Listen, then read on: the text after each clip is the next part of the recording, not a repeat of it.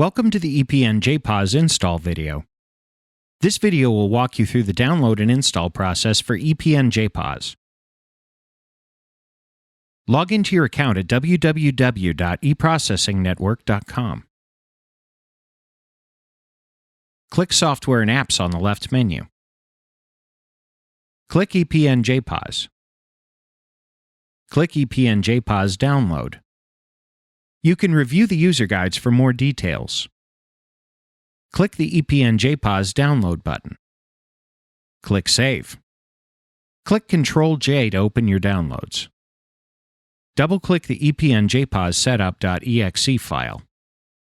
Click Install. Click Yes to allow the program to make changes to your computer. Click Next to continue. Click Install. Click Finish. Click Close on the setup window. If you're a solo merchant or will only be using the ePNJPOS on one computer, the initial activation is your best option. This will require eProcessing Network login. If you're a merchant with multiple computers and multiple employees that you want to restrict access, use the clerk activation so the employee can activate the terminal themselves. The account number, clerk username, password, and terminal key are required. These are provided by your account admin. Please click the option that best fits your company's needs.